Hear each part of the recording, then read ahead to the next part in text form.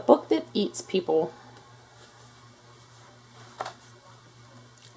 Caution, this is a book that eats people. If you hear growling while you're reading it, stop reading, close the cover, and put something heavy on top of it.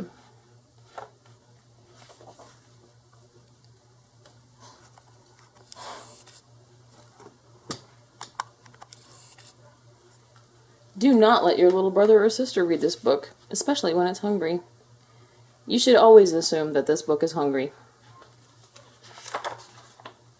Remember, this is not a storybook. It is not a book of rhymes.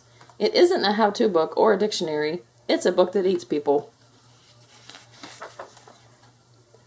One day in Little Rock, Arkansas, Sammy Ruskin forgot to wash his hands after lunch, and the book tasted peanut butter on his fingers. So this book, went snap and took a bite. And then another and another. Sammy squirmed and wriggled. Sammy squealed and yelled. Sammy pulled as hard as he could, but the book ate him. Then it coughed up his bones, and they clattered across the floor like wooden blocks. That was the first person this book ate.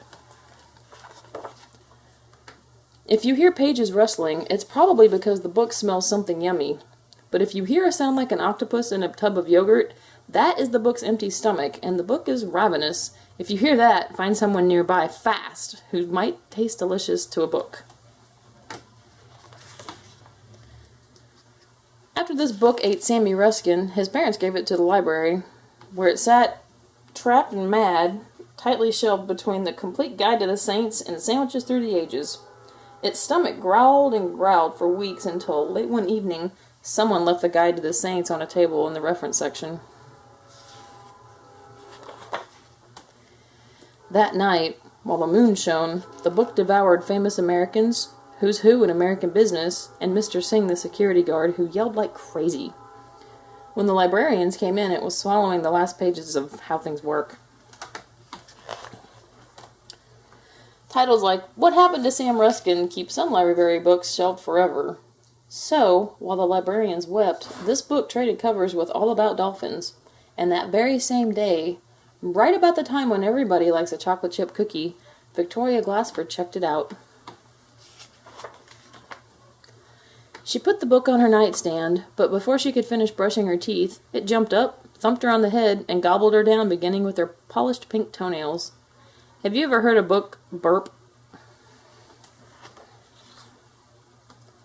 This is a bad book. A book with teeth and claws.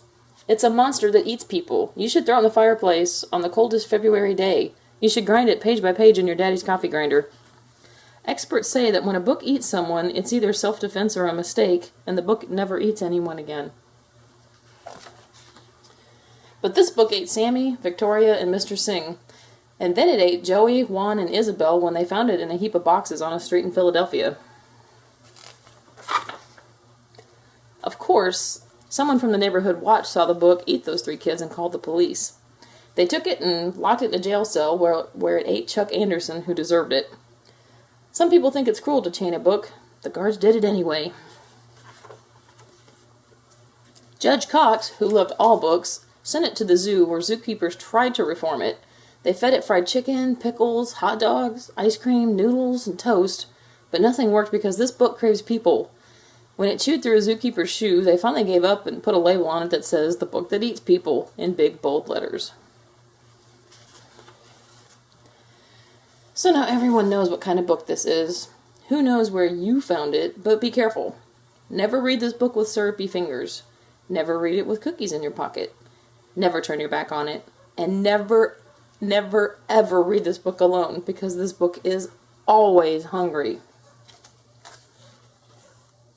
And it eats people. The end.